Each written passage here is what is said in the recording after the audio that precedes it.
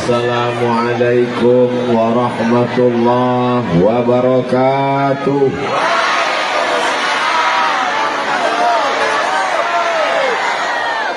Apa kabar Bapak Ibu semua, sehat? Alhamdulillah.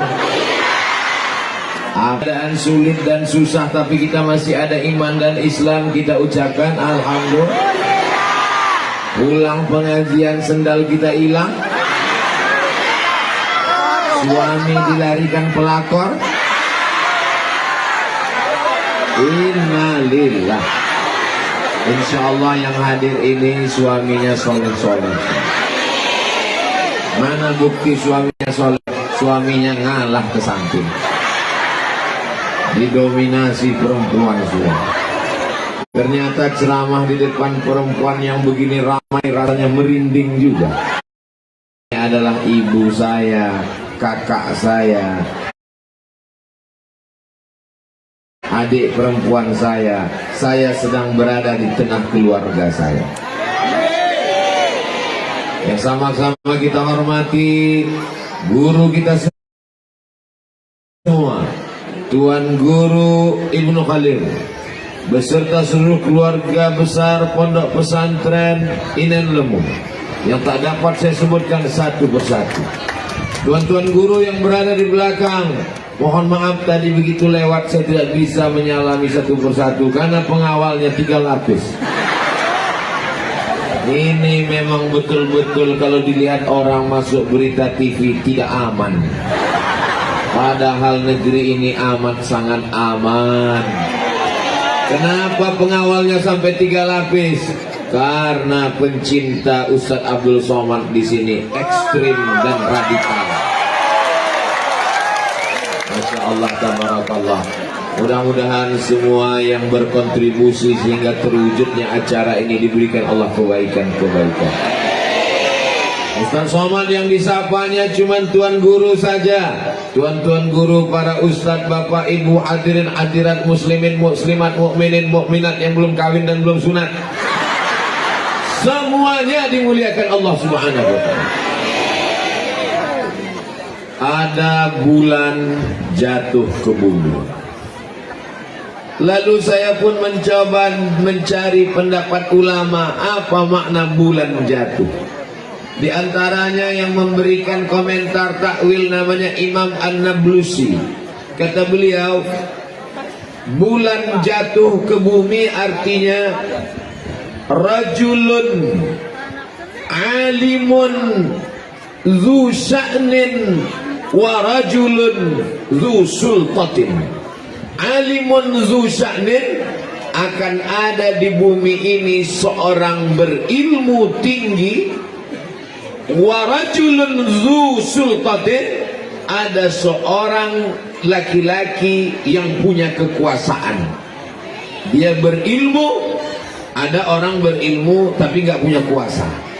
Ada orang berkuasa tapi tidak berilmu. Menurut mimpi, kalau ada bulan jatuh ke bumi berarti ada orang berilmu dan berkuasa. Siapakah dia di antara kita? Wallahu a'lam. Apakah dia Ustaz Abdul Somad? Tidak, karena Ustaz Abdul Somad nggak ada kuasa. Karena nggak ada kuasa lah saya maka diejek-ejek orang di medsos. Kalau saya ada kuasa udah saya tembak semua kepalanya. Tuan Guru Ibnu Khalil berilmu karena beliau tamat pondok pesantren, betul? Dan beliau punya kuasa karena beliau anggota DPD, Dewan Perwakilan Daerah. Boleh jadi bulan yang jatuh itu adalah beliau yang hadir. Lama saya renungkan, banyak pejabat tapi tak ada ilmu. Kenapa dia bisa duduk? Karena serangan fajar. Banyak orang berilmu tapi tidak bisa punya jabatan. Kenapa? Karena nggak ada uang. Tapi ini orang punya ilmu, tamat pesantren, tuan guru, dan punya jabatan. Mudah-mudahan ke depan jabatannya bisa lebih tinggi lagi. Sehingga kalau orang soleh punya jabatan, dia akan pakai jabatannya itu untuk menolong agama Allah. Rasa-rasanya seperti kampanye 2024. Pemimpin yang dimuliakan Allah Subhanahu wa taala. Inan lemu. Inan lemu. Inan ibu. Induk. Lemu ilmu. Induknya segala ilmu. Induk dari segala ilmu adalah ilmu agama. Kalau ada yang ahli matematika, fisika, biologi, kimia, hukum, ekonomi, baik apa tidak baik? Baik. Tapi kalau dia tidak mengenal Allah, dia akan mati seperti bangkai yang akan dimakan cacing tanah dan tidak ada yang bisa dibawa. Orang tercerdas di Indonesia, Presiden Indonesia, B.J. Habibie rahimahullah. Apa kata dia? Otaknya paling hebat, IQ-nya paling tinggi, gelar doktor di Jerman. Seandainya umurku bisa pulang kembali, aku akan menuntut ilmu agama. Jadi anak kita mesti belajar ilmu agama. Bapak ibu mau anaknya kaya? Mau. Mau anaknya pejabat? Mau. Mau anaknya ganteng? Mau. Tapi sakau. Sakau kena narkoba, sakau kena ganja, mabuk kena morfin. Siapa yang mau punya anak ganteng tapi mabuk? Syarat supaya anak kita soleh, maka kita masukkan dia ke pondok pesantren.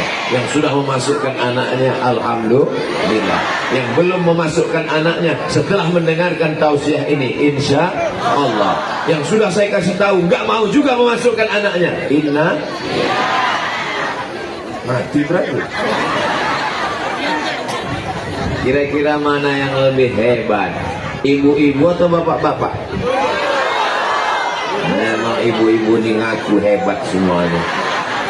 Inan lemu, induk ilmu, ibu ilmu, tidak disebut bapak ilmu. Itulah mungkin mengapa ibu-ibu yang dapat posisi luar biasa, strategis. Walaupun di tengah-tengah ibu-ibu ini ada beberapa bapak-bapak yang terjebak di tengah ibu-ibu. Mudah-mudahan pulang nanti mereka tidak berubah menjadi ibu-ibu. Tuan Guru, Jenderal, Bapak Babinsa, Bapak Babin Kamtipmas, Bapak Gubernur, laki-laki yang hebat-hebat. Hebat apa tidak hebat? Hebat. Tapi mereka semua lahir dari rahim. Ada yang lahir dari rahim bencong?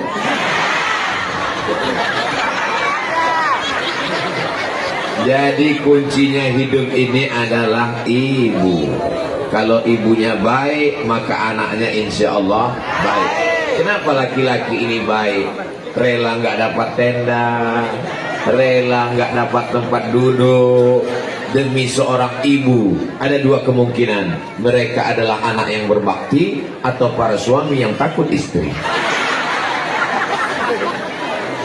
Suami-suami yang takut kepada istri karena menderita, repetnya, ngomongnya, sabar. Kenapa? Karena kalian nanti kalau masuk liang lahat nggak kena azab kubur.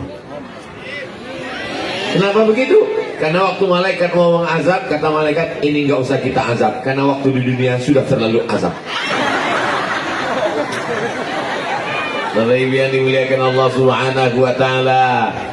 Kita ketemu di pinggir jalan, ada seorang anak umur 5 tahun perempuan, rambutnya dicat pirang, kukunya panjang, pakai kutek, lipstiknya tebal, pakai shadow, pakai make up. Kira-kira anak ini siapa yang mendandaninya seperti ini?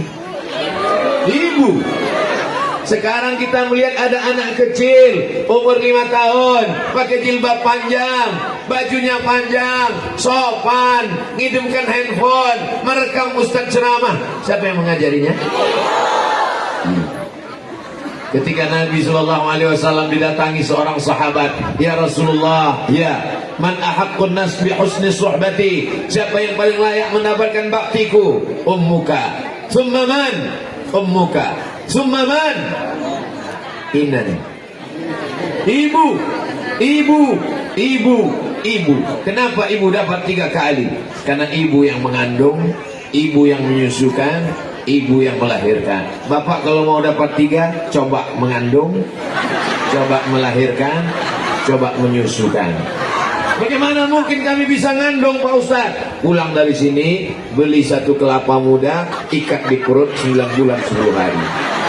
Bagaimana kami bisa melahirkan Pak Ustaz? Pulang dari sini, beli mangga, telan sama biji-bijinya. Besok pagi, keluarkan. Biar kau tahu rasanya melahirkan. Bagaimana cara kami menyusukan Pak Ustaz? Siapa yang masih punya bayi di rumah, pulang dari sini, ambil anaknya, susukan. Ustaz pernah nyoba? Pernah. Anak saya bayi, saya kasih, dia nggak mau. Dia tahu, ini kok aneh kata dia. Makanya kalau ada orang durhaka kepada ibunya, ada orang minum, ada orang judi, ada orang zina, kenapa hidupnya enak? Bukan berarti Allah lupa, azabnya nanti di akhirat. Tapi ada orang di dunia sudah kena azab. Siapa dia? Orang yang durhaka kepada orang tua. Kau gendong ibumu dari apa nama kampung kita?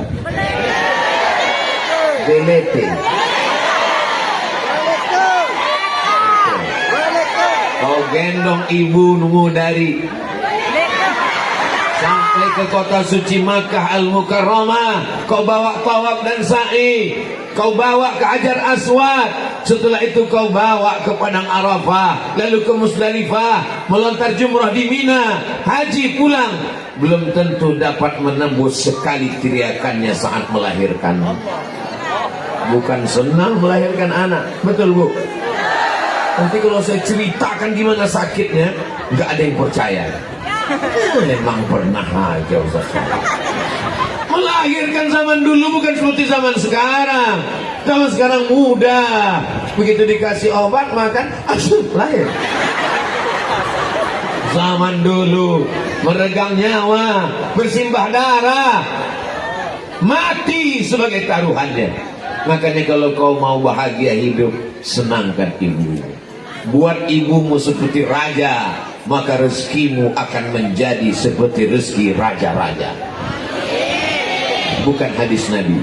Dapat Ustaz Somad di grup WhatsApp. Saya ini anak pertama, adik saya anak kedua, dua-duanya laki-laki, nggak ada saudara perempuan. Berat ibu saya melepas saya pergi ke Mesir, jauh nak.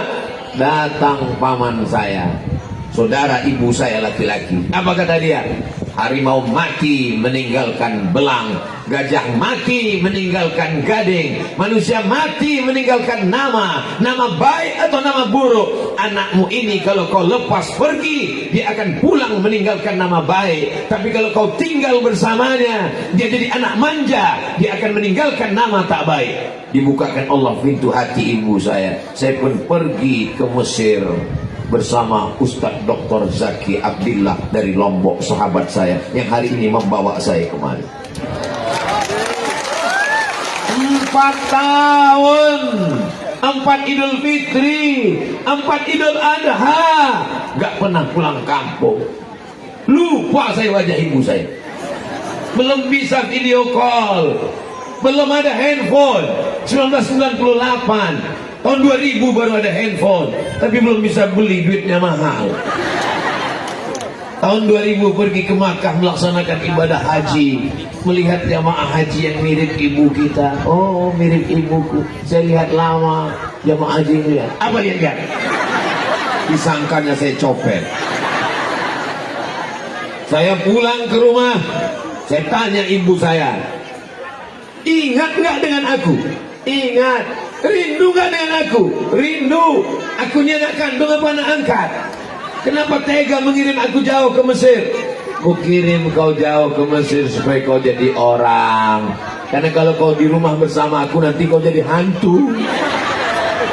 Aku sayang dengan kamu, aku rindu nak. Bagaimana cara ibu menghilangkan kerinduan kepadaku? Apa kata dia? Ku cari anak-anak tetangga yang hitam mirip kamu. Kalau hari raya aku belikan baju, ku usap kepalanya, ku kasih uang, ku cium dia, karena kau seperti anakku. Begitulah kerinduan seorang ibu. Putus tangkai jantungnya. Cita-cita saya tidak banyak. Pernah Ustaz Somad bercita-cita ingin menjadi ustaz, punya Instagram yang followernya hampir 7 juta itu. Pernah Ustaz Somad bercita-cita tabligh akbar sampai ke Papua, sampai ke NTB. Tidak pernah terlintas di hati saya sedikit pun. Saya hanya ingin sekolah, sekolah, sekolah, supaya saya bisa membahagiakan ibu. Tapi apa yang terjadi setelah saya selesai sekolah? Saya mau membahagiakan ibu saya sudah meninggal dunia. Tak sempat saya berjumpa, tapi saya yakin dan percaya hari ini saya berada di tengah ibu-ibu. Melihat ibu-ibu yang tua, ingat saya ibu saya.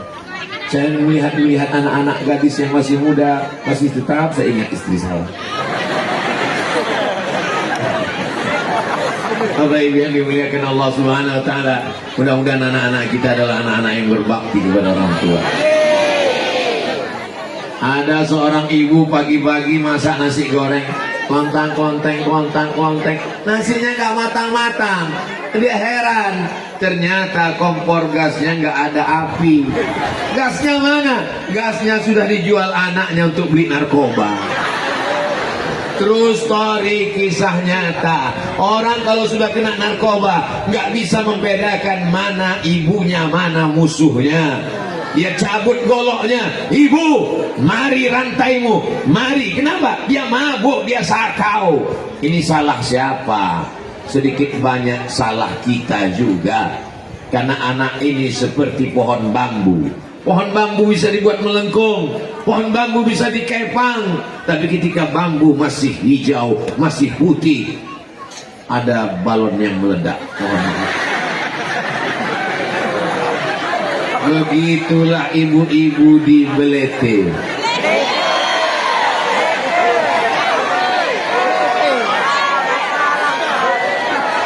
Begitulah ibu-ibu di Belete.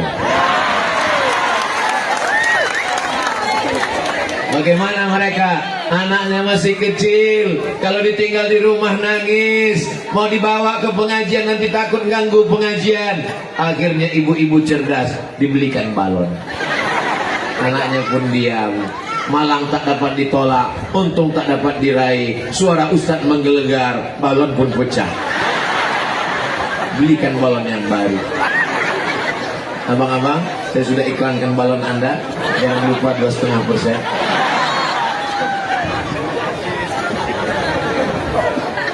Saya tidak pernah mengejek ibu-ibu, tidak pernah menceramahi ibu-ibu. Kalau saya sedang berada di tengah ibu-ibu, saya merasa saya sedang ngobrol dengan ibu saya. Saya dulu kalau pulang ceramah, itu saya tanya, mak, gimana ceramahku tadi? Ceramah kau terlalu cepat, macam dikejar anjing. Ngomongnya marah-marah seperti orang ngamuk. Kalau saya pulang, saya dapat cincin, saya pasangkan ke tangannya. Pasang mak. Oh, cantik cincin gua ya. Bagus ya. Senang sekali dia. Senyumnya, kebahagiaannya adalah kebahagiaan kita. Ini adalah anak-anak yang berbakti kepada orang tua. Kami ini udah tua Pak Ustadz. Orang tua pun tetap punya ibu kan. Ada yang langsung turun dari planet Mars ke bumi? Tidak ada. Inilah kebahagiaan kita. Selamatkan anak kita dari narkoba. Amin. Ustaz Somad, tolong kasih saya doa. Doa apa, Bu? Doa rezeki saya tahu. Doa minta ilmu saya tahu. Dia minta doa yang aneh. Doa supaya anak saya berhenti pakai narkoba. Saya buka kitab hadis, belum pernah ketemu bunyi hadisnya Allahumma inni a'udzubika min narkoba. Nah, akhirnya saya buka handphone. Catat ya Bu ya, ini doa supaya anaknya selamat dari narkoba. Penanya sudah disiapkan? Sudah? Nggak apa-apa, nggak dicatat pakai pena. Nanti ditonton rekamannya ada insya Allah. Siap? 1, 2, 3. Ini doanya 0813 11 442193. Sekali lagi 08, rekam 0813 11442193. Loh, itu doa apa? Nomor Badan Narkotika Nasional.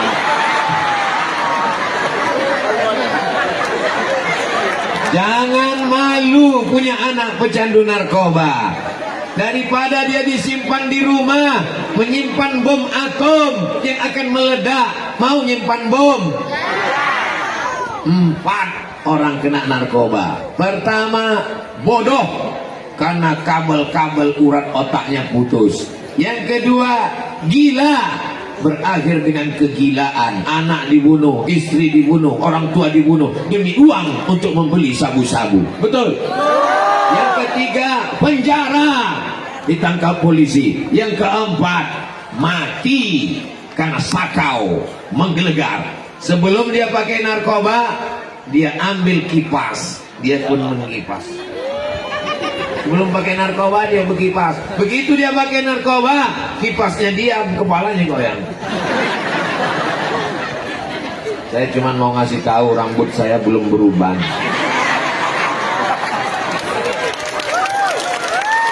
Yang dimuliakan Allah Subhanahu wa taala. Siapa yang bisa menjaga anak-anak kita? Kita. Ustaz Somad, nanti selesai pengajian tolong ke rumah sebentar. Ada apa, Bu? Kita makan-makan. Wow, amazing. Saya pun datang, makan, enak, minum. Setelah selesai, Ustaz, kami mau bicara 4 mata. Saya khawatir, jangan-jangan dia mau nawarkan anak gadisnya. Ustaz, bisa kita bicara 4 mata? Jangankan 4 mata, 3 pun bisa. Apa masalahnya? Anak saya kena narkoba, Pak Ustaz. Mantap! Langsung masuk ke BNN. Ini nomornya. Saya nggak sampai hati, Pak Ustaz. Terserah, mau sampai hati, mau sampai jantung. Yang penting saya udah sampaikan, saya pulang. Rupanya diam-diam dia nelpon. Assalamualaikum BNN. Waalaikumsalam. Dapat nomor dari siapa? Saya sudah ditangkap. Sekarang saya nggak pusing lagi, nggak mikir anak saya mabuk di mana. Saya nggak bingung lagi anak saya sakau di mana. Dulu kalau tengah malam jam 2 saya pusing, takut dia ditabrak mobil, takut kumat, takut hilang.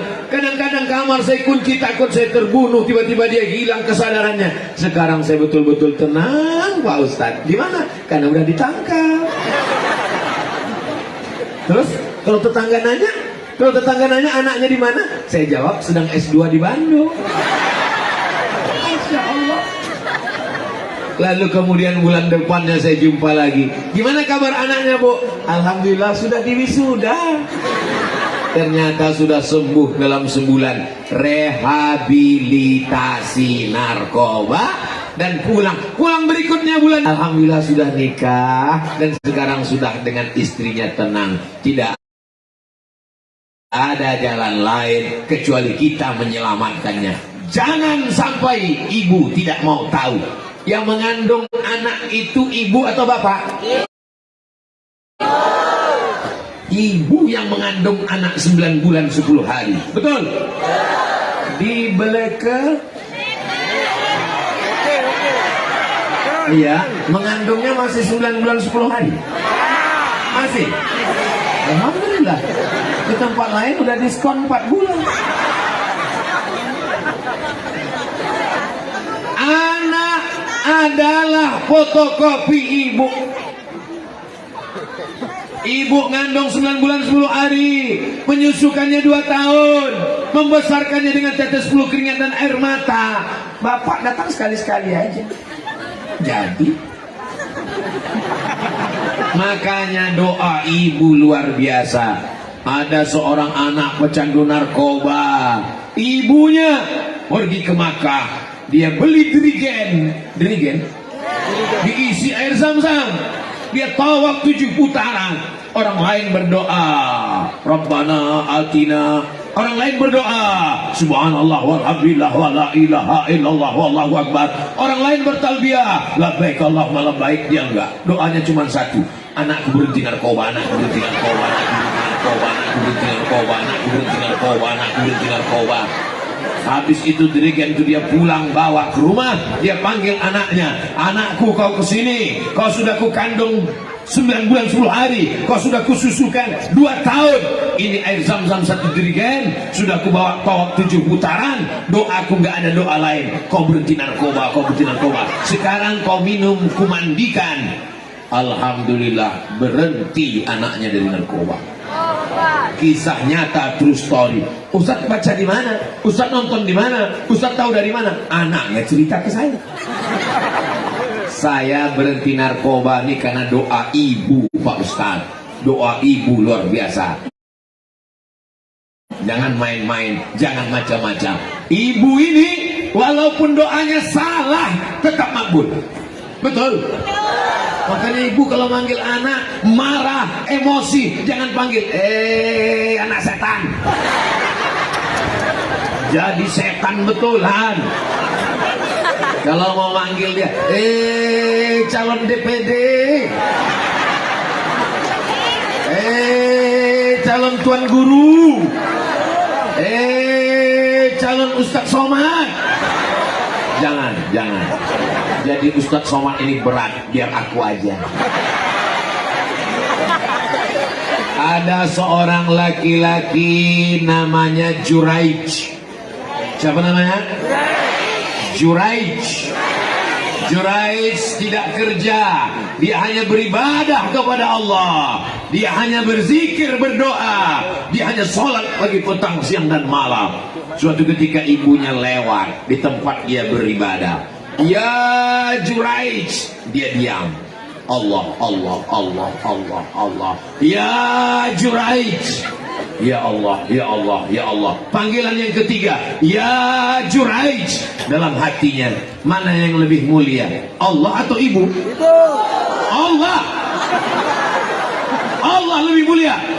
Maka dia diam. Akhirnya apa kata ibunya? Ya Allah, jangan matikan Juraij sebelum matanya melihat WTS, wanita tunasusila. Marah ibunya karena 3 kali dipanggil gak menyaut. Jangan matikan Juraij sebelum matanya melihat wanita tunasusila. Apakah doanya dikabulkan Allah? Jangan kemana-mana, kita lanjutkan setelah yang satu ini. Kalau acaranya di TV gitu ada iklannya. Ini karena kita langsung gak pakai iklan. Apakah mungkin Juraij ketemu dengan wanita tunasusila? Nggak mungkin. Dia orang soleh, dia nggak pernah keluar tempat ibadah, dia beribadah saja dari kalangan Bani Israel. Tidak mungkin dia ketemu wanita tunasusila. Tapi karena doa ibunya dikabulkan Allah, apa yang terjadi? Tiba-tiba ada perempuan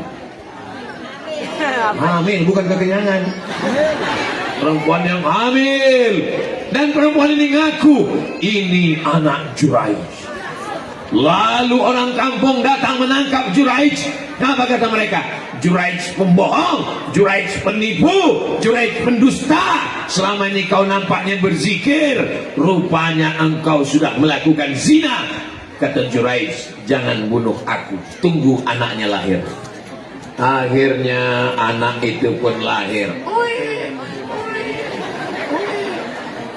Datang Juraij menusuk pusar anak itu. Pusar apa pusat? Ditusuk pusarnya. Ya gulam, oh my son, oh anakku, hai anak bayi, hai bocah, oh baby, man abuka.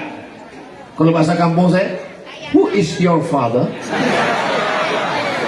Siapa bapakmu? Hei anak kecil, gara-gara kau aku difitnah. Sekarang ku tanya kepada engkau, siapa bapakmu? Mukjizat datang, karamah diturunkan Allah. Anak kecil ini menjawab, Ra'il ghanam, bapakku adalah pengembala kambing. Ternyata Allah subhanahu wa ta'ala menunjukkan, maka ada beberapa bayi yang bisa berbicara ketika kecil. Di antaranya adalah Juraij, karena keutamaan seorang ahli ibadah. Akhirnya orang kampung minta ampun, maafkan kami Juraij, kami mohon maaf Juraij, kami mohon maaf Juraij, karena kami sudah memfitnah engkau. Mereka membangunkan tempat ibadah Juraij dari emas. Kata Juraij, jangan bangunkan tempat ibadahku dari emas, bangunkan dari tanah liat. Sesungguhnya ini hanya cara Allah ingin menunjukkan doanya bahwa mata Juraij pernah melihat wanita tuna susila. Pertanyaannya, pernahkah mata Juraij melihat wanita tuna susila? Pernah. Dia kan dipertemukan. Ini wanita tuna susila yang memfitnah. Akhirnya mata Juraij, kena siapa dia bertemu? Karena ucapan seorang ibu. Maka ibu kalau ngomong hati-hati. Alhamdulillah di sini kelihatannya ibunya baik-baik semua. Dari mana Ustaz tahu ibu ini baik-baik? Jilbabnya panjang, bajunya panjang, anak-anak kecil dibawa pengajian. Tuh, anak kecil dibawa pengajian. Nanti anak-anak ini kalau sudah besar, nanti dia gadis, dia lajang, dia remaja, dia cantik jelita, dia ganteng. Ditanya sama istrinya, abang dulu pernah kenal dengan Ustaz Somad? Oh iya, waktu pengajian di pesantren Inan Lemu. Siapa yang bawa? Ibu saya. Ibu saya dulu selalu bawa saya pengajian. Enak ceritanya. Tapi ada anak kecil yang lain. Kamu dulu waktu kecil dibawa ibumu kemana? Dangdut. Kamu dulu waktu kecil dibawa ibumu kemana? TikTok. Kamu dulu waktu kecil dibawa ibumu kemana? Oh, Masya Allah.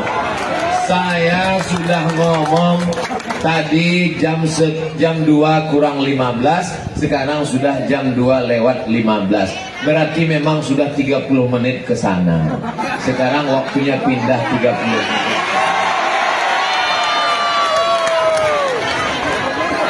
Mohon maaf ya Bu.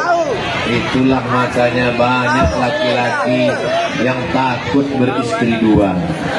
Karena memang mesti adil. 30 menit ke sana, 30 menit ke sana. Kalau tahu begini saya minta bantal tadi. Bagus saya ceramah ke atas. Ibu-ibu mohon maaf saya membelakang ibu-ibu. Bukan gak hormat, bukan gak sopan sama ibu saya. Tolong doakan Abdul Somad supaya istiqomah, mati dalam keadaan husnul khotimah. Jamaahnya semangat sekali. Amin. Saya ngadap ke sana, berarti jamaah ceramahnya diulang dari awal lagi. Apa kabar semua ibu-ibu, sehat? Yang di sini mereka pakai tenda, pakai aula, Masya Allah, tabarakallah. Apakah yang di atas lebih mulia daripada yang di bawah? Sama. Boleh jadi yang di bawah yang tidak dapat tenda, yang kepanasan lebih dulu masuk surga. Begitu cara menyenangkan hati orang yang kepanasan. Masya Allah. Kalau Tuhan pergi ke Mekah, jangan lupa membawa limau. Sudah lama saya ceramah, baru ini dihadiri harimau. Ada yang bawa macan juga. Balon. Ibu jangan takut dulu. Ibu-ibu, bapak-bapak sehat semua. Di sini dibagi dua Bu. Sebelah kirinya bapak-bapak, sebelah kanannya ibu-ibu, dan semua handphone menyala. Doakan supaya baterai mereka nggak mati tengah jalan. Sekarang ini tanggal berapa? Tanggal 1 Muharram. Tanggal 1 Muharram, tahun pertama, hari pertama di tahun 1444 Hijrah, ditakdirkan Allah saya ketemu dengan orang yang baik-baik. Sehingga dalam buku catatan amal saya nanti, hari pertama, hari Ahad, tanggal pertama, tanggal 1 tahun baru Hijrah, ketemu dengan orang baik-baik. Jangan sampai di buku catatan kita, hari pertama ketemu dengan orang gila, hari kedua ketemu dengan orang mabuk, hari ketiga ketemu dengan orang error. Masya Allah, tabarakallah. kita mesti selalu bersama dengan orang soleh, bukan somat. Ada tuan guru soleh, ada bapak dandim dan rem dandim tentara TNI Polri, Babinsa Babin Kamtipmas soleh, ada dokter soleh, ada ibu-ibu solehah, ada bapak-bapak soleh. Maka ini mesti dipertahankan, jangan sendirian. Man syazza finnar, siapa yang memisahkan diri dari jamaah sendirian, maka dia akan masuk ke dalam neraka. Jomblo jangan tersinggung. Mudah-mudahan tahun 1444 ini ketemu jodoh. Mudah-mudahan tahun 1444 ini yang sendiri-sendiri ketemu jodoh. Yang bilang amin yang belum nikah aja. Ini anak udah 3. Amin. Semangatnya luar biasa. Jamaah yang dimuliakan Allah Subhanahu wa taala. Apakah kita sudah hijrah? Hijrah dari Makkah ke Madinah. Itu hijrah Nabi. Kalau kita ditanya hijrah, mau hijrah ke mana? Mau hijrah dari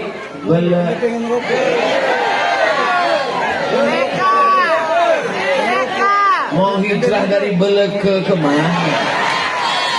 Mau hijrah ke Riau? Mau hijrah kemana? Kita tetap berada di bumi yang kita cintai ini, betul? Lalu arti hijrah itu apa? Man hajara manahallahu anhu. Arti hijrah adalah meninggalkan semua yang dilarang Allah, yang selama ini kerjanya haram, riba, curi, maling, ganggu orang, aniaya orang. Setelah ini dia menjadi orang yang baik. Mudah-mudahan kita semuanya hijrah. Jangan ada satu tembakau pun yang patah.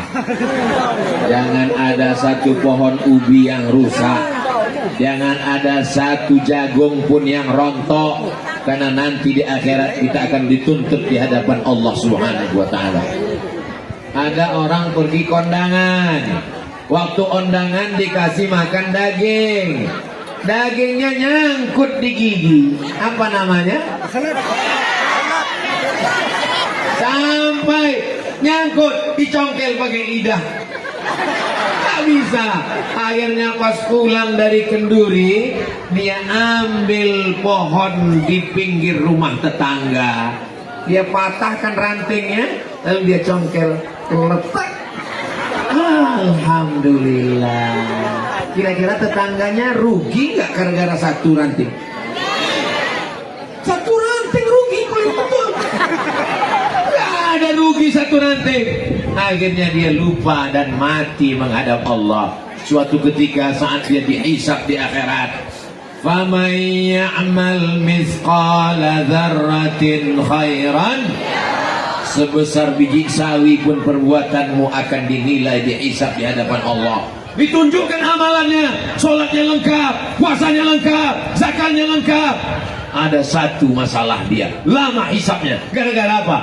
Gara-gara ngambil ranting tetangga. Ngambil ranting tetangga aja hisabnya lama, apalagi selimut tetangga. Ngambil ranting tetangga. Ini Ustadz ngomong nih, ngedongeng ini. Ini ada dalam kitab Ar-Risalah Al-Qushairiyah yang dibaca khatam. Masya Allah, tabarakallah. Salah seorang tuan guru sahabat kami yang ada di Beleke.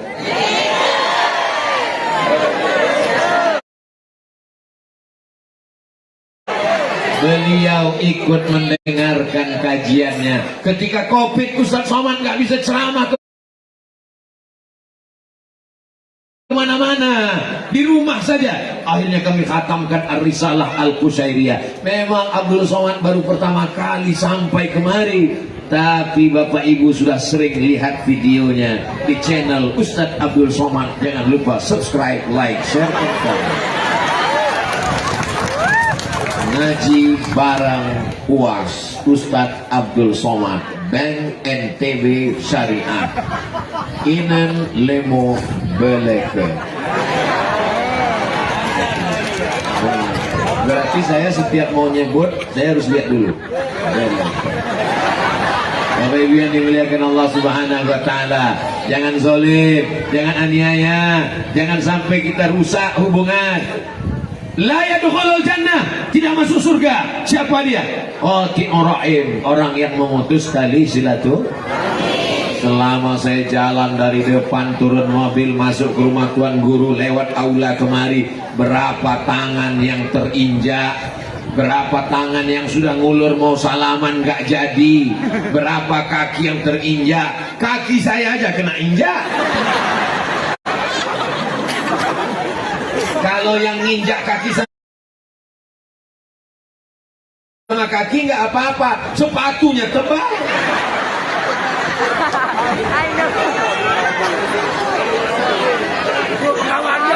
Saudara yang dimuliakan Allah Subhanahu wa taala, ittaquz zulman, jangan zalim. Fa inna zulma zulumatun yaumal qiyamah. Karena kezaliman akan menjadi kegelapan pada hari kiamat. Insya Allah hari ini tidak ada yang berbuat zalim, tidak ada yang terzalimi. Apakah Bapak Ibu mau memaafkan salah silap Ustaz Abdul Somad?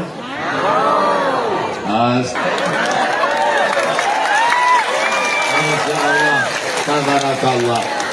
Ada wisata jalan-jalan. Ibu mau ikut jalan-jalan? Jalan-jalannya ke Moskow. Moskow itu ibu kota Rusia. Nama presidennya Vladimir Putin. Yang menyerang Ukraina Zelensky. Jalan-jalan ke Rusia, nanti dibawa ke museum untuk melihat lukisan yang cantik dan indah, diiringi dengan suara musik Mozart, Beethoven, dan klasik. Tapi syaratnya berat, saya nggak bisa ikut. Syaratnya apa? Mesti hamil 5 bulan. Kenapa? Karena ibu yang hamil 3 bulan, 4 bulan, 5 bulan diajak melihat lukisan supaya matanya ngelihat yang indah-indah. Kenapa mendengarkan musik Beethoven dan Mozart?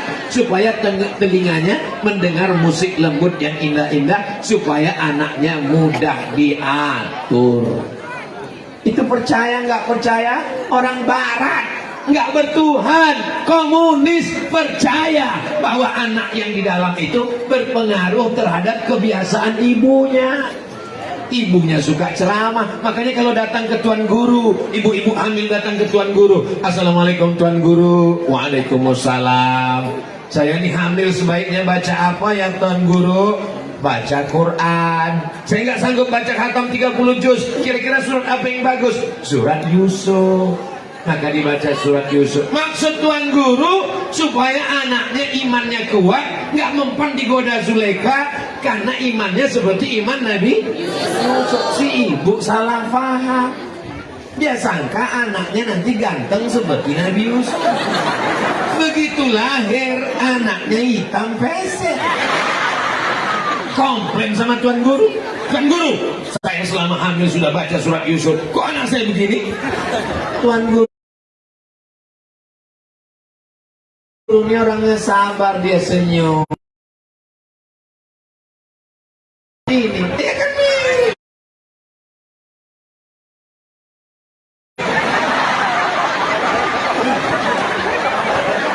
Masa suaminya begini, anaknya ganteng? Buah itu jatuhnya tidak jauh dari pohon, kecuali kalau jatuhnya ke sungai atau dilarikan burung. Innallaha la yanzuru ila ajsamikum. Allah tidak melihat bentuk rupa kamu. Allah tidak melihat bentuk tubuh kamu. Kalau masuk surga itu karena tubuh badan, maka gajah lebih dulu masuk surga. Kalau yang dilihat itu bulu, monyet masuk surga.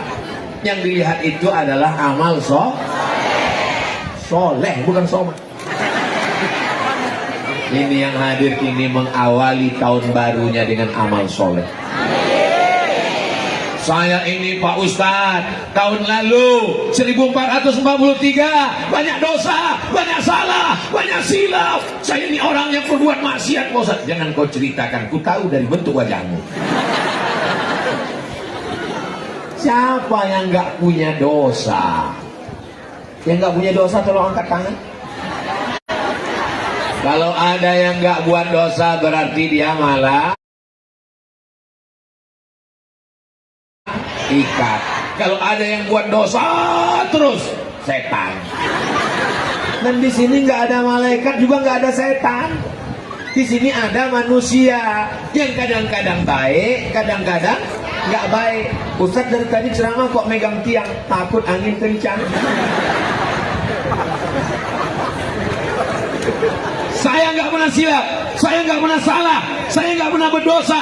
Ketika saya mengatakan saya nggak pernah silap, nggak pernah salah, saat itu saya sedang silap dan salah. Kullu bani Adam khatta'un. Semua manusia ini silap dan salah. Wa khairul khatta'ina tawwabun. Sebaik-baik orang bersalah adalah orang yang taubat, bukan taucu. Aduh. Kalau sama manusia dengan sama Allah beda. Mamin muslimin yuzni mudhamman. Kalau ada orang yang silap salah berdosa, summa yatatahhar, mandi, gak bisa mandi, wudu, gak bisa wudu, tayamum, gak bisa tayamum, mati aja. Summa yusalli rak'ataini, usolli sunnatat taubat rak'ataini lillahi ta'ala illa ghafarallahu lah, diampunkan Allah semua dosanya. Mudah-mudahan semua dosa kita diampunkan. Itu kepada Allah. Tapi kalau kepada manusia, uang kita banyak, nangis kita di pintu Ka'bah, ya Allah ampunkan dosaku kepada jamaah di Beleka, karena aku lama-lama ceramah akhirnya mereka tersiksa. Bisa minta ampun kepada Allah atas dosa kepada manusia? Mesti minta maaf. Maukah Bapak Ibu hadirin hadirat memaafkan silap salah Abdul Somad? Nah, selesai ceramah. Kamu sudah minta maaf. Nantilah Pak Ustadz nunggu Idul Fitri. Yakin betul malaikat maut datang setelah Lebaran. Malaikat maut kalau datang gak pakai kalender, guys. Berapa banyak orang yang sudah divonis dokter mati, kena jantung koroner, kena kanker. Ini umurnya cuma 3 minggu, sudah 3 tahun nggak mati-mati. Dokter yang memvonis udah meninggal duluan. Mohon maaf Pak Dokter, jangan tersinggung. Dengar ceramah Ustadz Somad kuncinya satu, jangan tersinggung. Karena kalau tersinggung, yang pakai narkoba tersinggung, yang ganggu tetangga tersinggung, yang main judi tersinggung, yang ngisap ganja tersinggung. Orang yang tersinggung, detak jantungnya nggak normal. Coba pegang dada sebelah kiri normal. Ustadz Somad masih normal. Orang kalau jantungnya nggak normal, begitu dipegang tersinggung. Ala bidzikrillahi tatma'innul qulub. Dengan banyak berzikir mengingat Allah, hati menjadi subhanallah walhamdulillah wala ilaha illallah wallahu akbar wala haula wala quwwata illa billahil aliyyil azim. Itu caranya kalau nggak hafal syairnya. Mudah-mudahan yang tahun lalu nggak sholat, sekarang sholatnya nggak tinggal. Assalamualaikum Ustaz Somad. Waalaikumsalam. Alhamdulillah barokah ceramah Ustaz di kampung kami. Begitu Ustaz pulang, suami sekarang sudah sholat. Sholat apa Bu? Sholat Jumat. Aduh. Man taraka sholata muta'ammidan. Siapa yang meninggalkan sholat secara sengaja, faqad kafara jihara. Kafirlah dia secara nyata. Na'udzu. Saya yakin dan percaya ini suami-suaminya pasti sholat semua. Kalau suaminya nggak sholat, nggak mungkin istrinya diizinkan pergi pengajian. Belum? Orang belaka manggil suaminya apa? Abang,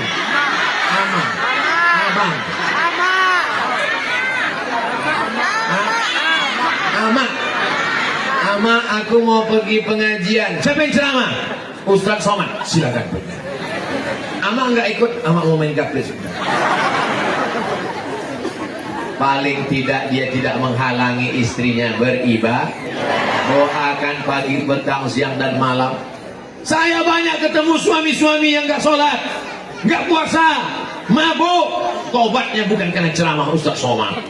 Saya diundang ke rumahnya, tidur di kamarnya, pakai kendaraannya. Saya ini tobat dalam hati saya. Ini pasti dia cerita, dia tersentuh karena ceramah saya. Saya ini tobatnya Pak Ustaz. Saya pun bersyukur. Bukan karena Ustaz. Saya tobat karena istri saya berkata waktu mau tidur malam, nanti kalau abang mati gimana? Ustaz Somad ceramah 1 jam, nggak masuk ke hatinya. Tapi ibu cuma ngomong 5 kata, kalau ama nanti mati gimana? Ternyata ucapan yang keluar dari hati masuknya ke, tapi yang ucapan dari mulut cuma sampai ke mulut. NLM, mulut ke mulut. Nanti kalau ama mati gimana? Terngiang di tengah malam, kalau ama mati. Pas bangun pagi, kalau ama mati.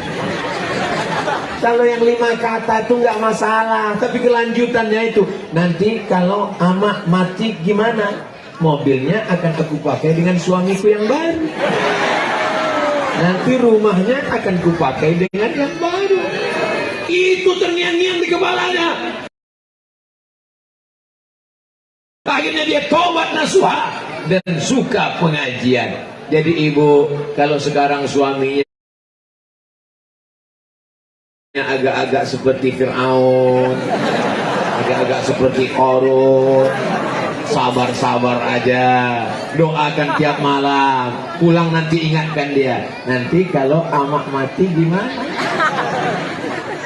Bapak Ibu yang dimuliakan Allah Subhanahu wa Ta'ala, ada ustadz yang ceramah, tapi Ustaz Somad ceramah ini kepada orang yang sudah baik, sudah pakai jilbab, sudah sholat, sudah puasa, sudah ngaji. Ini bukan dakwah, ini namanya taklim, ngajar. Ada orang yang belum sholat jadi sholat gara-gara ibu. Ada orang yang pakai narkoba berhenti gara-gara ibu. Ada orang yang berzina tobat gara-gara ibu. Maka ibu lebih mulia daripada Ustaz Abdul Somad. Itulah yang sebenar-benarnya dakwah. Ayyadiyallahu bika rajulan wahidan. Satu orang dapat hidayah karena lisanmu. Khairum min umurin na'am. Lebih baik daripada kau mendapatkan seekor unta yang merah. Unta merah kendaraan termahal zaman Nabi Muhammad sallallahu alaihi wasallam. Khairum min dunya wa ma fiha. Lebih baik daripada dunia dan seisinya. Mudah-mudahan kita termasuk orang yang berdakwah, mengajak orang ke jalan Allah Subhanahu wa Ta'ala. Tadi dimulai jam 2 kurang 15, sekarang sudah jam 3 kurang 15. Pas 30 menit ke depan, 30 menit ke belakang. Setelah itu baru menjawab beberapa pertanyaan. Pertanyaan-pertanyaannya bisa ditulis di kertas atau langsung melalui mikrofon. Jangan bertanya melalui telepati. Saya mau ngetes Ustaz Somad, kira-kira dia tahu nggak apa yang ada dalam hatiku. Saya bukan tukang sulap.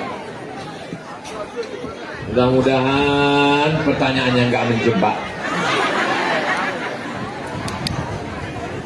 Minta petunjuk cara mendidik anak menghadapi era globalisasi penuh dengan medsos berdasarkan tuntunan secara Islami. Yang pertama, ibu bapak bertanggung jawab terhadap handphone anak karena ibu bapak yang membelikannya. Ini yang pertama. Handphonenya, paketnya, apa yang dia buka, kontrol, tanya. Selama ibu masih mau ngomong nggak berhenti, kau sedang di mana, pulang sama siapa, jalan sama siapa, naik apa, kunci motor mana, uang mana, insya Allah anak akan selamat dunia akhirat. Tapi kalau ibu sudah diam aja, Bu, anak ibu tadi saya lihat pacaran, nggak apa-apa. Anak ibu sakau mabuk, biarin aja. Kiamat sudah terjadi, Bu. Yang pertama, sadari, pahami bahwa ini adalah tanggung jawab. La tus'alunna yawma idzin 'anil. Kamu akan ditanya tentang nikmat. Apakah anak itu nikmat? nikmat. Maka anakku nanti akan ditanya di hadapan Allah Subhanahu wa taala. Ibunya sudah sholat duha, ibunya sudah sholat tahajud, bapaknya sudah baca Quran, sudah puasa sunat. Tapi kalau anaknya dibiarkan buat maksiat, selangkah kakimu di sorga, selangkah juga kakimu sudah ditarik anakmu ke dalam neraka. Amankan diri kita di hadapan Allah. Kalau sanggup didik, didik sendiri. Saya nggak sanggup menjaga handphone anak saya, maka yang paling efektif, paling selamat untuk usia SMP SMA, serahkan ke pondok pesantren Inen Lembo Beleki. Daftarkan sebelum tanggal penutupan berikutnya. Mana ada orang yang sanggup mengawasi handphone anaknya sekarang? Anak nangis, saya megang anak saya, tiba-tiba dia nangis, bingung saya mau mendiamkannya. Saya bawa ceramah, makin nangis, nangis terus, bingung saya. Ada handphone, saya kasih upin-ipin, diam dia. Kalau mati saya, Kiai Abdul Somad, kau melarang anak orang nonton. Ini sekarang kau hidupkan upin-ipin. Rupanya karena anak ini sesama gundul, dia merasa ada saudara. Dia tenang. Jadi handphone itu adalah yang bisa menyelamatkannya pondok pesantren. Tapi nanti kalau dia sudah tamat pesantren, kirim dia ke Rubat Tarif. Ini ada Ustadz Zaki, alumni dari Rubat Tarif, punya pondok di Lombok. Tanya beliau bagaimana caranya ke Rubat Tarif. Ada Dr. Zaki Abdillah, alumni dari Al-Azhar Kairo Mesir. Tanya bagaimana cara mengirim ke Mesir. Ke Maroko, Ustaz Somad dulu dari sana. Nanti kita usahakan. Ke Turki, ada Sulaimaniyah. Insya Allah selamat. Adapun usia SD, maka bisa ditarik. Ada masjid dekat rumah kami. Anak-anak main game online di warnet berhari-hari, bingung orang tua gimana caranya. Suatu hari pengurus masjid membuat program namanya Tahfiz Juz 30 Amma yatasa'alun sampai kul a'udzu birabbil. Anak-anak habis maghrib nyetor. Rupanya anak-anak ini kalau dikasih beban hafalan, dia berhenti main game. Tiba-tiba game online berhenti, warnet kosong. Kenapa? Karena anak-anak nanti malu kalau nggak bisa nyetor habis maghrib. Jadi salah satu cara, kalau untuk SMP SMA nggak ada cara lain, pesantren. Adapun untuk usia TK dan SD, ini masih bisa kita kendalikan. Handphonenya bisa dipegang, bisa tunjukkan gambar anak-anak yang matanya keluar sebesar bakso gara-gara radiasinya. Jangan pakai ini, jangan pakai handphone terus. Tengok nih gambar anak-anak kan, matanya rusak kan, kulitnya rusak kan. Tapi mama kok main handphone? Mama udah dewasa. Jadi anak-anak dikasih hafalan. Apakah di tempat kita dari maghrib ke isya ada maghrib mengaji? Jangan cuma belajar baca, bebani dia dengan hafalan. Besok malam wadduha, besok malam alam nasrah. Nanti dia sibuk ngapal sampai lupa dia dengan handphone. Tapi ada satu yang paling penting, ya Allah, lupakan anakku ini dengan handphone ya Allah. Jangan lupakan dengan aku ya Allah. Mudah-mudahan anak kita semuanya menjadi anak-anak yang soleh dan soleh.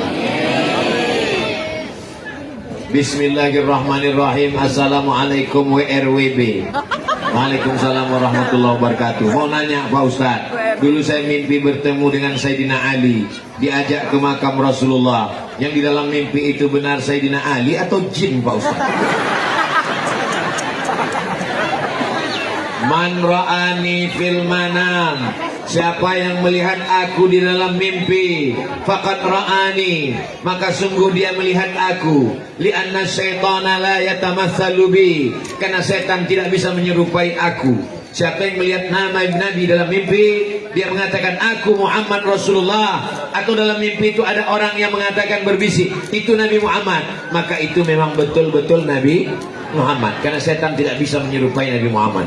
Tapi bagaimana dengan Sayyidina Abu Bakar, Sayyidina Umar, Sayyidina Utsman, Sayyidina Ali, atau wali-wali Allah Syekh Abdul Qadir Al-Jilani? Lihat pesannya. Kalau pesannya baik, berarti itu dari Allah. Tapi kalau pesannya jelek, berarti itu setan. Nah, ini pesannya kita lihat, baik apa tak baik. Dia mengajak ke makam Rasulullah sallallahu alaihi wasallam. Baik apa tak baik? Baik. berarti ini ilham yang dititipkan Allah SWT. Bersyukurlah saudaraku, engkau dipertemukan dengan Sayyidina Ali. Baik, diajaknya ke makam Rasulullah. Apa makna berziarah ke makam? Artinya mengikut sunnah Rasulullah Sallallahu Alaihi Wasallam. Nah, jadi itu adalah Sayyidina Ali karena pesannya adalah baik. Mudah-mudahan kita semuanya mengikut sunnah-sunnah Nabi Muhammad